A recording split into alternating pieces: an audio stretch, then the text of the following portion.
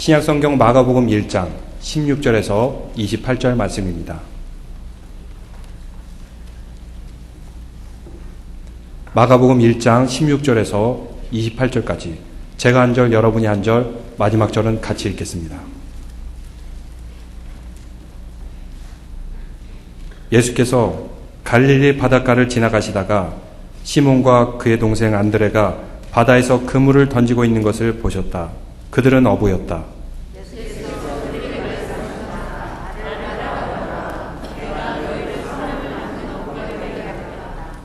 그들은 곧 그물을 버리고 예수를 따라갔다.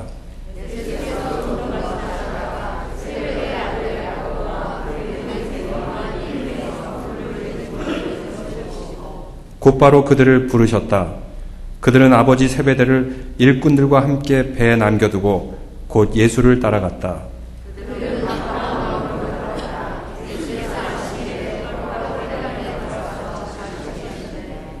사람들은 그의 가르침에 놀랐다.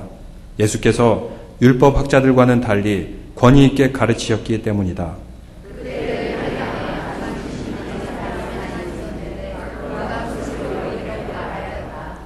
나사렛 사람 예수님, 왜 우리를 간섭하려 하십니까? 우리를 없애려고 오셨습니까? 나는 당신이 누구인지 압니다. 하나님께서 보내신 거룩한 분입니다.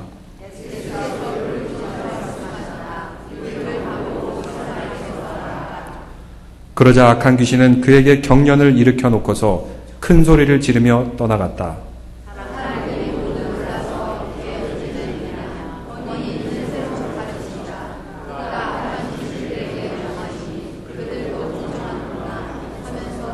같이 읽겠습니다. 그리하여 예수의 소문이 곧 갈릴리 주위의 온 지역에 두루 퍼졌다. 아멘. 다 함께 자리에 앉겠습니다. 예수님께서는 이 땅에 오신 목적이 있습니다. 그것은 하나님 나라와 그 복음을 전파하기 위한 것이 가장 큰 목적이었습니다. 그래서 회개하라 천국이 가까웠느니라 세례요한과 같이 이렇게 선포하심으로 시작되었습니다. 그런데 예수님께서는 일하시는 원칙이 있었습니다. 예수님의 주 사역은 병고침만의 사역이 아니었습니다. 예수님의 주 사역은 또한 말씀만 전파하기 위한 목적도 아니었습니다.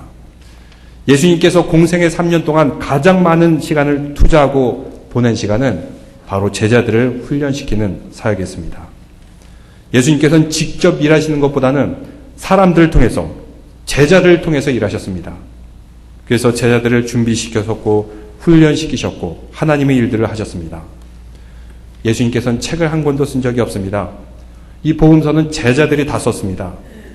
예수님께서는 위대한 건물을 남기시지도 않았습니다. 예수님께서는 좋은 프로그램을 만들지도 않으셨습니다. 예수님께서는 그냥 제자들만 남기셨습니다. 저와 여러분이 진정으로 예수님이 사람이 되기 위해서는 무엇을 해야 됩니까? 우리 믿음의 성도들도 사람을 남기시기를 바랍니다. 성도들이 간증을 들어보면 한결같은 특징이 있습니다. 내가 일어서고 다시 힘을 갖고 믿음을 가지고 있을 수 있었던 이유. 집사님 덕분에 내가 힘을 내었습니다. 내가 죽도록 힘들었는데 권사님 덕분에 다시 일어날 수 있었습니다. 장로님 덕분에 내가 다시 믿음을 회복할 수 있었군요. 이렇게 누군가의 삶을 돌아볼 때 그 사람의 간증이 나의 이름이 인용되고 내가 영향력을 줬던 것이 인용이 된다면 그것만큼 복된 삶이 어디 있겠습니까? 그래서 예수님께서는 제 아들을 키우고 양육하셨던 것입니다. 예수님께서 우리에게 관심을 갖는 것이 있습니다. 그것은 너는 도대체 누구를 남겼느냐? 예수님께서 반드시 물으십니다. 또한 우리 질문이 되어야 될 줄로 믿습니다. 그래서 우리는 내가 누구다. 사람이 죽으면 이름을 남긴다고요? 이름은 금방 잊혀지기 마련입니다. 그런데 영원히 계속해서 대대에 남는 것이 있습니다. 그것은 내가 영향력을 주었고 그의 삶에 힘을 주었고 복음을 전했던 것은 대대에 남고 또 하나님께 영광을 돌릴 줄로 믿습니다. 복음의 영향력을 어떻게 남겼는가? 얼마나 그의 삶의 믿음으로 윤택하게 만들어줬는가? 돌봐주었던 사람. 그 기억만이 남고 그 hin정만이 우리 인생에 남게 됩니다. 노벨상을 받기 위해서는 그가 쓴 업적과 논문이 1000번 이상이 인용이 돼야 된다 그럽니다. 그러면 노벨상을 탄다 그래요. 하다못해 우리는 한 생을 살아가면서 누군가의 삶에, 그의 삶의 간증에 단 한 번이라도 인용이 될 수 있다면 그것만큼 하늘에 큰 상급이 없을 줄로 압니다. 예수님께서는 12제자를 남겼습니다. 결국 어떻게 되었습니까? 그 12제자가 세계 곳곳에 흩어져서 세계 복음화를 이루게 되었습니다. 그리고 이들에 의해서 세상의 역사가 바뀌게 되었던 것입니다. 예수님이 선택이 맞았던 것입니다. 예수님께서 쓰신 책이 복음화를 이룬 것이 아닙니다. 예수님께서 건축하신 화려한 건물이 복음화를 이룬 것이 아닙니다. 예수님께서 남겨놓은 훈련시킨 12명의 제자들, 그 제자들이 세상을 복음화시켰고 세상을 변화시켰습니다. 오늘 성경 17절에 보니까 이렇게 부르는 장면이 나옵니다. 여러분 17절 말씀을 다 같이 읽겠습니다. 예수께서 그들에게 말씀하셨다. 나를 따라오너라. 내가 너희를 사람을 낚는 어부가 되게 하겠다. 예수님의 부르심입니다. 그런데 예수님의 부르심을 보면 몇 가지 특징이 있습니다. 예수님은 특별한 사람을 부른 것이 아닙니다.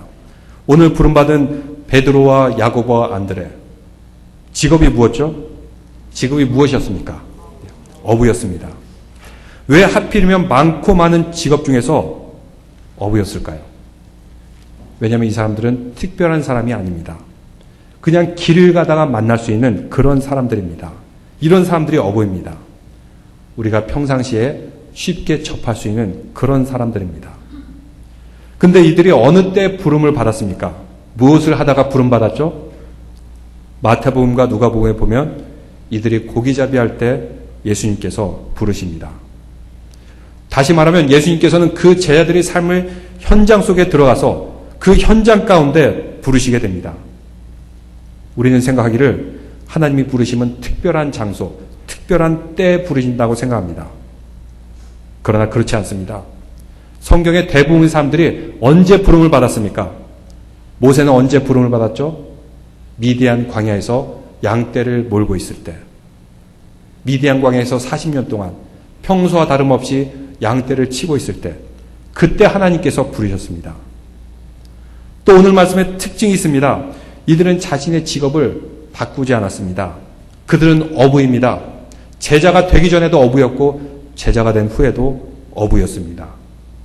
그래서 예수님께서 십자가에 못 박히셨을 때 다시 고향에 돌아가서 어부가 된 것을 보게 됩니다. 그러나 그들이 낚는 대상을 바꾸어졌습니다. 베드로와 야고보와 요한은 처음에 무엇을 낚았습니까? 그들은 고기를 낚았어요.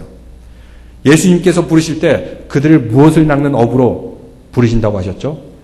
사람을 낚는 어부. 이렇게 하나님이 부르심을 생각할 때 특별한 장소, 특별한 때가 아니라 날마다 일상의 삶 가운데 해가 뜰 때, 해가 질 때 평범한 일상 가운데 그 직업 가운데 하나님께서는 부르십니다. 그래서 일상의 영성이 중요하고 내가 가지고 있는 직업이 소중합니다. 날마다 살아가고 있는 그 일상 가운데 하나님께서는 우리를 부르시고 소명을 주십니다. 예수님의 제자들, 그들은 평범한 일상 가운데 열심히 충실을 다하다가 하나님의 부르심을 받게 됩니다. 또 한 가지 예수님의 부르심의 특징이 있는데 예수님은 특별한 도구를 가지고 있는 사람을 부른 것이 아닙니다. 예수님께서는 낚시꾼을 부르지 않았어요. 이들이 어부이죠. 낚시꾼과 어부는 어떤 차이가 있습니까? 낚시꾼은 혼자 물고기를 잡습니다. 그냥 갯바위에 앉아서 시간 가는 줄 모르고 하나하나 물고기를 잡아요. 그런데 어부는 다릅니다. 함께 일합니다. 여러 사람이 일합니다. 교회 안에서도 그렇습니다. 하나님께서 귀하게 쓰는 사람이 있는데 그 사람은 낚시꾼과 같이 혼자 일하는 사람이 아닙니다. 함께 일하면 싸우고 함께 일하면 다투고 갈등이 있고 이런 사람들을 하나님께서는 별로 안 좋아하시는 것 같아요. 다른 사람과 일할 때 불편하게 하면 어떻게 되겠습니까? 교회 안에서 일 잘하는 사람이 특징이 있는데 함께 있을 때 즐겁게 일할 수 있는 그런 사람, 함께 있으면 편안하고 즐거운 사람, 함께 있을 때 격려하는 사람, 바로 이런 사람들을 하나님께서는 쓰십니다. 이들이 사용한 도구가 무엇이었죠? 그물입니다. 그물은 혼자 끌고 다닐 수가 없어요. 여러 사람이 함께 끌거나 또 함께 협력해야지만 물고기를 잡고 그물을 사용할 수 있습니다. 성경에 나오는 다윗은 무슨 계기로 쓰임을 받았습니까? 물맷돌을 가지고 쓰임을 받았어요. 그 물맷돌은 특별한 것이 아닙니다. 다윗이 항상 가지고 다녔습니다. 그가 양을 키우면서 사자와 곰으로부터 양을 지키기 위해서, 늑대가 다가올 때 쫓아내기 위해서 쓰던 물맷돌. 이렇게 평범한 일상의 도구를 가지고 하나님께서는 사용하는 것을 보게 됩니다. 모세가 바로 앞에 대면할 때 무엇이 들려져 있었습니까? 지팡이죠. 그 지팡이는 그가 40년 동안 광야에서 양을 키우면서 쓰고 산에 올라갈 때 썼던 그런 평범한 도구였습니다. 성경 속에 있는 사람들 특별한 사람이 아니었고 그들이 사용했던 도구도 특별한 것이 아니었습니다. 평범한 사람, 평범한 도구들. 그렇지만 그것이 하나님께 붙들려졌을 때 귀하게 사용하는 줄로 믿습니다. 그래서 우리의 일상이 중요합니다. 우리는 세속 가운데 사는 것 같지만 그 가운데 거룩함을 발견한 사람, 바로 이런 사람들 통해서 하나님께서는 일하십니다. 그럼 왜 하나님께서 이렇게 평범한 사람, 이렇게 약한 사람들을 불렀을까요? 그것은 그런 사람만이 하나님의 능력을 알기 때문입니다. 자신의 약함을 아는 사람, 평범함을 아는 사람, 무기력함을 아는 사람만이 하나님께 영광을 돌리게 됩니다. 자기 능력으로 일했다고 생각하는 사람들은 교만이라는 무대 조명에 빠져들어서 결코 하나님께 영광 돌리지 않습니다. 자기 힘으로 할 수 있다고 생각해요. 모세도 그랬고 이런 어부들도 그랬고 다윗도 그랬고 나는 약합니다. 나는 할 줄 없습니다. 그렇지만 하나님은 하실 줄로 믿습니다. 이렇게 고백하는 사람을 주님께서는 사용하는 것을 보게 됩니다.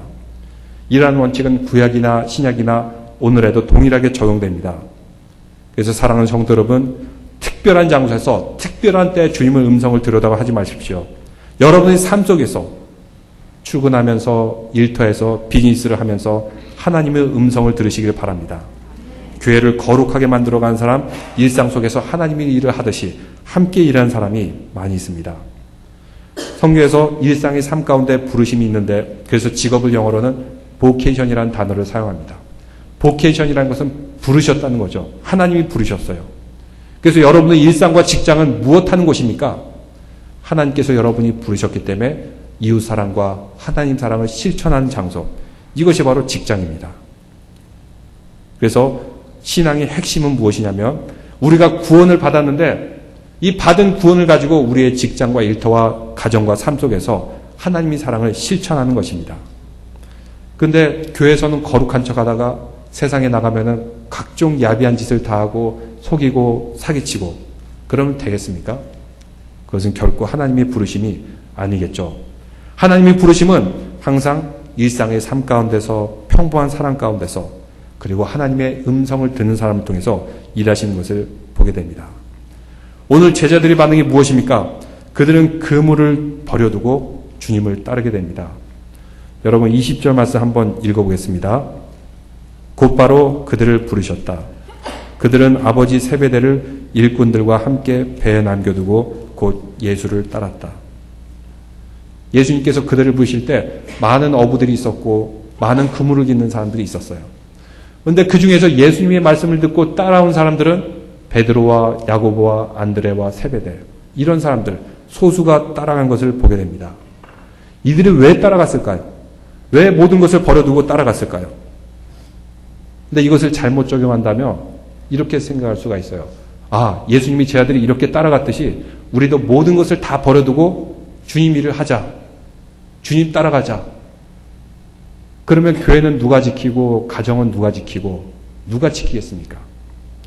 여기에는 하나님께서 주신 메시지가 있는데 그것은 바로 이들은 영적인 안목이 열려서 더 중요한 가치를 선택했다는 것을 보여주게 됩니다. 저를 한번 따라해 보시기 바랍니다. 하나님, 영적인 안목을 열게 하여 주시옵소서.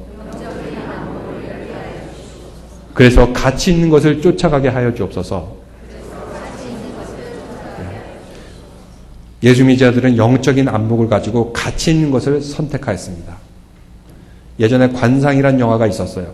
한국 영화인데 거기에 보면 조선시대 때 관상을 아주 잘 보는 사람에 대한 이야기가 나옵니다.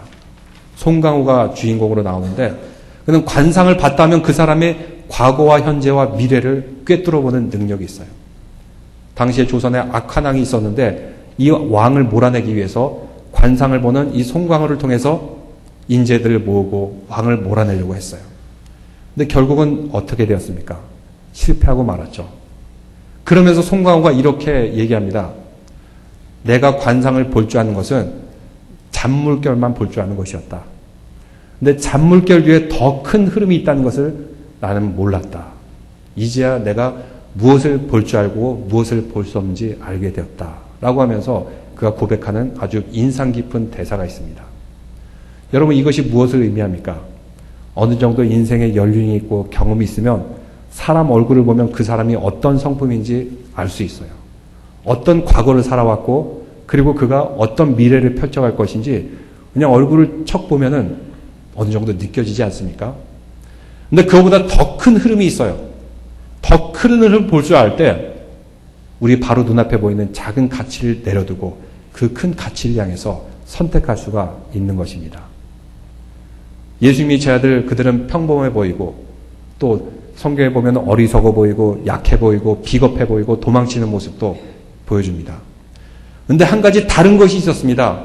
그 많은 어부들 중에서 예수님을 쫓아갈 수 있었던 것은 예수님이 제 아들에게는 영적인 안목이 있었던 것입니다. 그래서 이들이 무식하고 약하고 어리석은 것 같지만 나중에 예수님의 부활을 보고 세계 복음화를 이룰 수 있었던 것, 이들에게는 영적인 안목이 있었기 때문입니다. 거대한 흐름, 하나님 나라와 그 의가 이 땅에 오고 있구나. 이들은 그것을 알고 예수님을 따라갔던 것입니다. 그래서 우리가 믿음이 있다면 가치의 선택의 문제입니다. 당장 내 눈앞에 보이는 이 작은 것인가? 아니면 하나님께서 이루고자 하는 거대한 흐름과 그 역사를 선택하고 결심하느냐?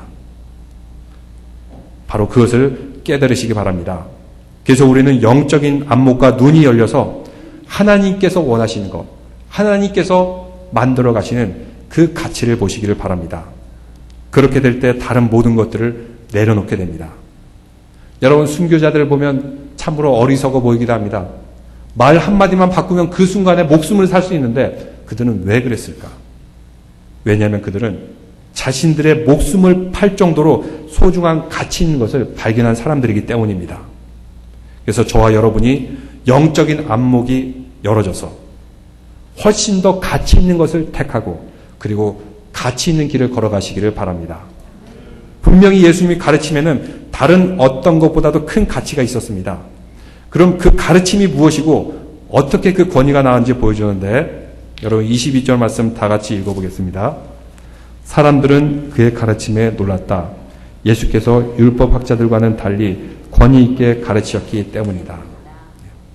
예수님께서 회당에 가르칠 때 권위 있었다 이렇게 말하는데 권위주의와 권위는 어떤 차이가 있는 것 같습니까? 분명 차이가 있죠. 권위주의와 권위.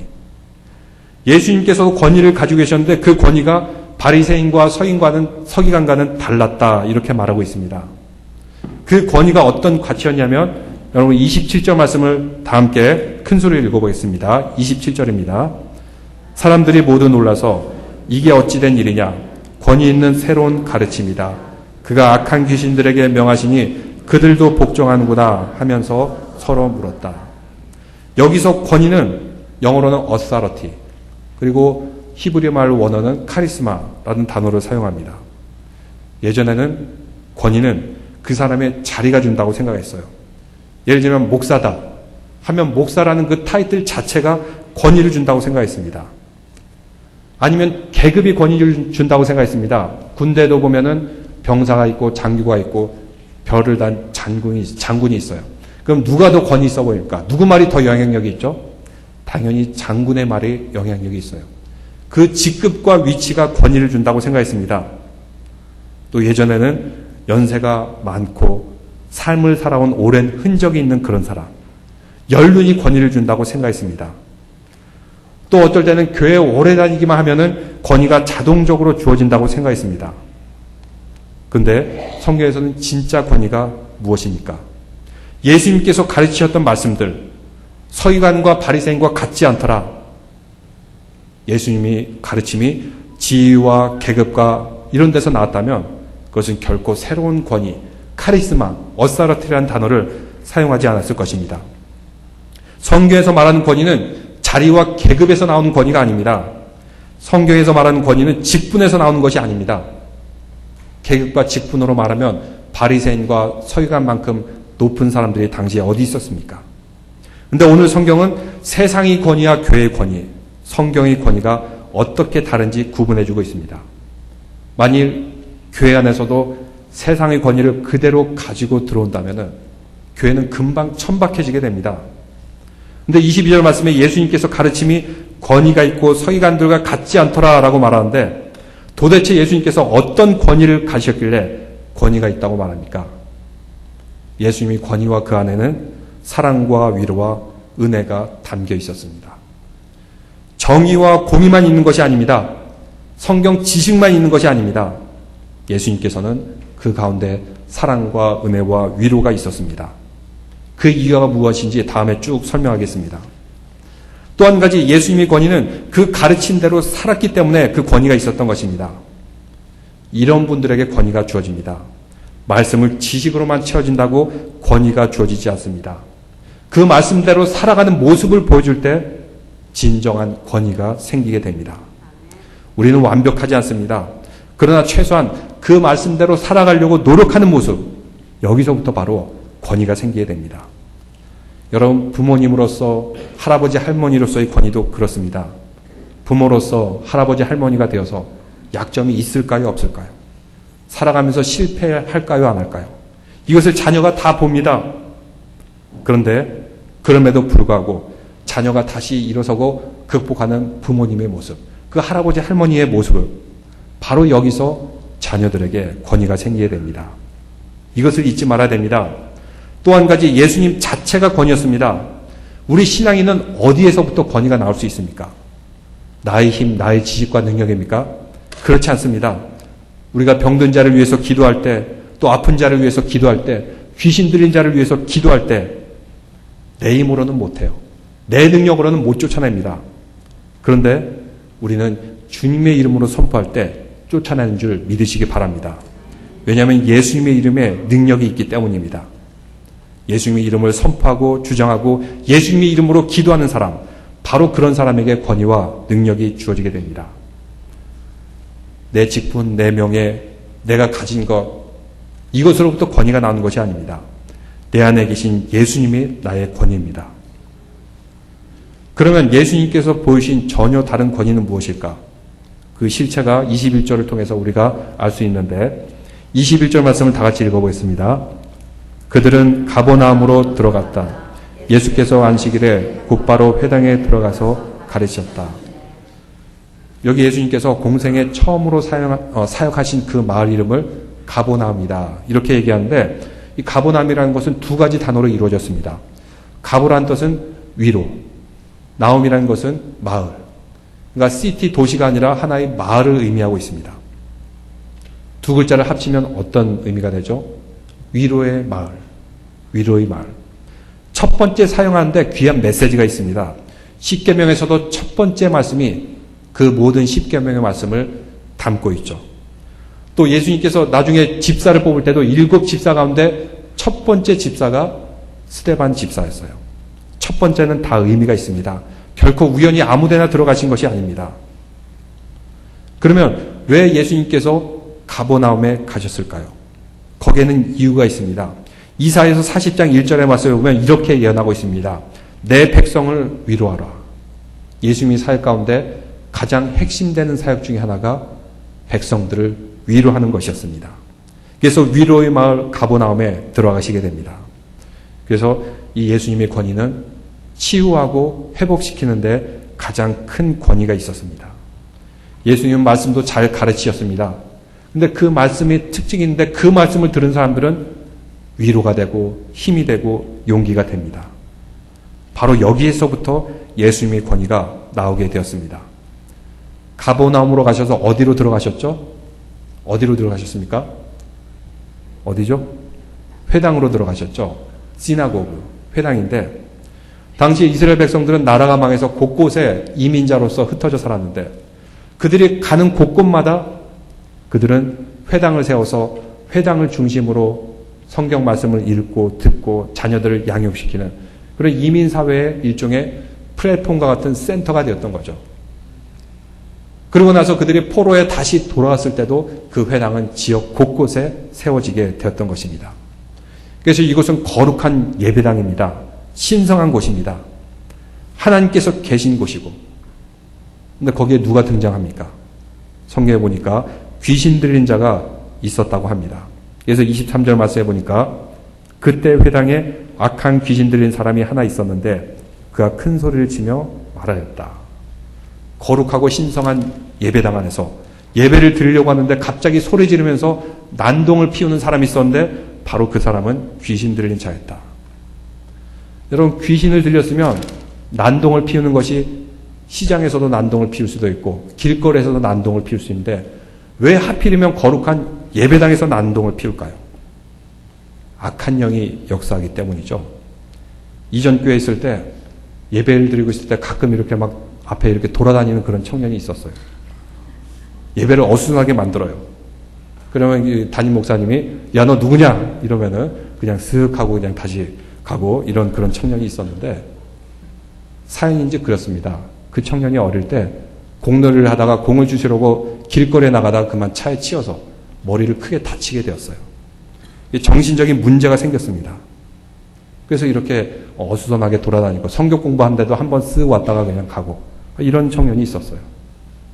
근데 이 청년이 왜 하필이면 좀 멘탈 프로블럼이 있으면은 돌아다닐 때가 많은데 왜 예배당에 이렇게 어슬렁거리고 성경 공부하는데 어슬렁거릴까요?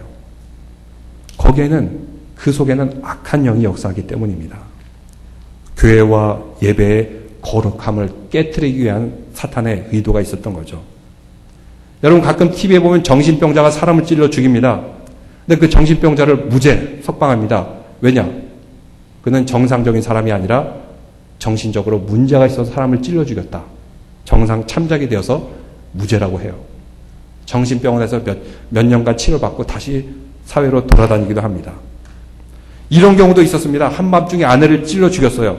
분명한 살인죄로서 감옥에 가 있고 재판을 받는 중인데 이 남편이 정신감정을 의뢰했는데 이 남편의 특징 중에 하나가 몽유병 증세가 있다 그래요. 다른 사람보다 다른 특별한 몽유병 증세인데 자기가 밤중에 돌아다니고도 스스로 알지 못하고 이것이 정신병 의사들이 감정을 해줬어요. 그래서 이 사람은 몽유병 환자다라고 해서 자기의 아내를 죽였음에도 불구하고 무죄로 석방된 그런 경우가 있습니다. 여러분, 몽유병이 걸리면 여러 가지 증상이 나타날 수 있겠죠. 그냥 동네 밖을 어슬렁거릴 수도 있는데 왜 하필이면 아내를 죽였을까요? 거기에는 악한 영이 역사하기 때문이죠. 악한 영이 역사합니다. 근데 이것을 가지고 어떻게 결심하는가는 자기에게 책임이 달린 것입니다. 여러분, 정신적으로 문제가 있어도 그래도 YMCA 같은 데서 이렇게 잘 양육받은 그런 특별한 학교에서 잘 돌본 애들은 아주 사람이 프렌들리하고 순하게 이렇게 자라나면서, 그럼 가끔가다 이렇게 마트도 보면은 그런 사람들이 있지 않습니까? 계산도 하면서 직원들에게 친절하는 그런 사람들. 악한 영이 임하더라도 이것을 어떻게 결심하고 행동하는 것은 전적으로 자기의 책임에 달려있는 것입니다. 이렇게 악한 영은 꼭 교회를 핑계로 삼고 교회를 문제 삼고 예배를 방해하고 사람을 시험 들게 하고 교회를 넘어뜨리고 성도들을 넘어뜨리려고 합니다. 거룩한 교회당 안에서 막 난리치는 귀신, 아주 극명한 대비를 이룹니다. 거룩함과 악함이 동시에 존재하는 사실. 왜 이러한 사건이 회당에서 벌어졌을까요? 그 이유는 그 귀신 들린 사람에게 위로가 필요하기 때문입니다. 여러분, 교회 안에서 누가 위로를 받고 은혜를 받습니까? 우리 모두가 은혜를 받아야 됩니다. 나는 목사니까, 나는 누구니까. 그런 사람은 결코 위로를 받지 않아요. 나도 주님 앞에서는 위로가 필요하고 불쌍히 여김을 받아야 될 죄인이다. 그럴 때 위로와 하나님의 역사가 나타나게 됩니다. 거룩한 안식일 회당에서 이 귀신 들린 자, 아주 극명한 대비를 보여주고 있습니다. 귀신이 역사하는 곳은 시끄럽습니다. 더럽습니다. 혼란스럽습니다. 그 사람에게 귀신이 들어갔던 것은 위로가 필요했기 때문입니다. 여러분, 이민의 사회도 그렇지 않습니까? 때로는 인종차별도 받아요. 이거를 아는 사람이 있고 그냥 모르고 지나가는 사람이 있는데 모르면 마음이 편해요. 아주 교묘합니다. 또 욕구를 방해합니다. 그리고 무슨 문제가 생겨 보십시오. 이 사람들이 벌써 저 사람은 영어 못하는구나 알고 불이익을 줍니다. 제때 말해야 될 때 말하지 못해서 불이익을 받은 적 얼마나 많이 있습니까? 그래서 어떤 지역에 가면 범죄자들이 많아요. 이 사람들이 왜 그럴까요? 욕구가 방해되고 욕망이 방해되고 이것을 극복하지 못하면은 악한 영이 역사해서 거기에 각종 범죄들이 일어나는 것을 보게 됩니다. 이렇게 마음의 상처와 욕구의 불만 그리고 삶의 생존의 불만들이 그 상처의 아픔을 틈타고 악한 영은 계속해서 들어가다가 결국은 문제를 생기게 만드는 것입니다. 그래서 무엇이 필요합니까? 그런 사람에게는 위로가 필요합니다. 예수님께서는 어떻게 하십니까? 귀신을 꾸짖으면서 내어 쫓습니다. 근데 무당은 귀신을 쫓을 때 어떻게 하죠? 무당하고 예수님하고 차이가 있어요. 무당은 달랩니다. 뭐가 더 필요하다 하면서 구슬하면서 귀신을 달래요. 근데 예수님은 귀신을 꾸짖으면서 쫓아내게 됩니다. 왜 꾸짖을까요? 바로 악한 영에 사로잡힌 사람을 위로하기 위해서입니다. 예를 들자면 여러분 형과 아우가 막 싸우다가 보면은 동생이 맞고 울고 그러죠. 그 동생을 위로하기 위해서 부모는 어떻게 해야 되죠? 형을 막 혼내면은 동생이 위로가 돼요. 힘이 솟습니다. 마찬가지로 예수님께서도 악한 영이 괴롭힘을 당하는 그 귀신 들린 사람, 귀신을 꾸짖고 쫓아내음을 통해서 그 상처받고 아픔이 있는 그 사람을 위로하기 위했던 것이죠. 그 귀신이 물러가게 됩니다. 근데 그 다음이 문제입니다. 여러분 귀신 들렸다가 나간 사람은 특징이 있는데 그것을 창피하게 생각합니다. 그걸 상처로 생각해요. 한때 내가 귀신이 들렸었구나. 다른 사람들이 다 보는 데서 이런 모습을 보여주고 그래서 이런 사람들이 얼마나 위로가 필요한지를 모릅니다. 귀신 들린 사람을 미연에 예방하기 위해서는 아픔과 상처 있는 사람을 우리가 먼저 위로해주고 하나님의 사랑으로 양육해줘야 됩니다. 뭔가 상처가 있는 사람입니다. 그런 가운데 악한 영이 역사하게 됩니다. 근데 귀신 들린 사람이라고 이놈 막 혼내야 된다고 그러면서 때리면서 목을 조르면서 눈을 막 찌르고 막 하면은 되겠습니까? 지난번에도 비행기를 탔는데 막 좀 이렇게 소리를 지르면서 난동을 피우기 직전에 간 사람이 있어요. 다행히 이렇게 안심시키고 위로하니까 잠잠해지는 것을 보게 됩니다. 그 사람도 약간 멘탈 프로블럼이 있는 사람인 것 같은데 근데 제 기억으로는 이제 CSI라는 그 드라마, 유명한 드라마에 보니까 난동을 피운 사람들을 이유도 모르고 그냥 사람들이 막 무조건 짓누르고 막 무릎으로 목을 조르고 하면서 죽여버린 그런 사건이 있었어요. 드라마인지 실제 있었는지 모르겠지만 근데 드라마 CSI 조사관들은 결론이 이 사람들이 살인을 저질렀다. 왜냐? 조금만 달래주고 왜 그랬냐 물어만 봤어도 그가 그 난동을 멈출 수가 있었는데 그냥 무조건 누르고 목 조르고 짓누르고 결국 숨이 막혀서 죽었다. 당신은 살인자다. 이렇게 얘기한 그런 것도 보았습니다. 그래서 우리는 모두에게 사실 위로가 필요합니다. 왜죠? 악한 영이 역사하지 않기 위해서. 그래서 우리는 하나님 앞에 이렇게 얘기해야 됩니다. 기도해야 됩니다. 하나님 저를 불쌍히 여겨 주시옵소서. 다 같이 따라해 보겠습니다. 하나님 저를 불쌍히 여겨 주시옵소서. 저는 위로가 필요합니다. 이것이 바로 주님 앞에서 겸손한 마음으로 기도하는 모습입니다. 가버나움은 위로의 동네였고 예수님의 위로가 필요한 사람입니다. 저와 여러분도 예수님의 위로가 필요한 사람입니다. 교회에서 나의 업적을 쌓겠다? 벌써 교만해진 것입니다. 그것 자체가 우상입니다.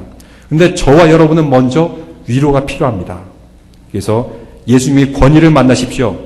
그리고 악한 영이 역사할 때마다 우리를 위로해 주시고 새롭게 힘을 부으시는 주님을 의지하시기를 바랍니다. 이것이 바로 성경에서 말하는 권위입니다. 권위주의가 권위가 아닙니다.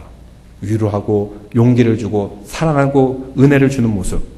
바로 이것이 성경의 권위인 줄을 믿으시기 바랍니다. 기도드리겠습니다.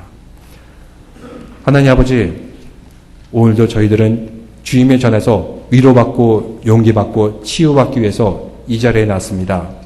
우리는 주님으로부터 불쌍히 여김 받아야 될 연약한 죄인입니다. 우리에게 힘과 용기를 주시옵소서. 주님의 말씀대로 살기 위해서 노력하고 또 주님의 말씀대로 살기 위해서 그 말씀을 붙잡고 사는 저희의 소망과 노력 가운데 하나님께서 역사하여 주시사 어제와 오늘도 내일도 동일하신 주님만 의지할 수 있도록 인도하여 주시옵소서. 또한 주님께서 우리를 언제든지 부르신다는 그 소명의식을 가지고 언제든지 우리를 바라보고 계시고 우리를 부르시는 그 주님을 의식하면서 우리 삶 가운데 주님의 사명을 잘 감당하고 해가 뜨고 해가 질 때까지 또 일터와 직장과 가정에서 하나님의 부르심에 따라서 이웃을 사랑하고 또 하나님을 사랑하는 믿음의 성도들로 인도하여 주시옵소서. 예수님 이름으로 기도드렸나이다. 아멘.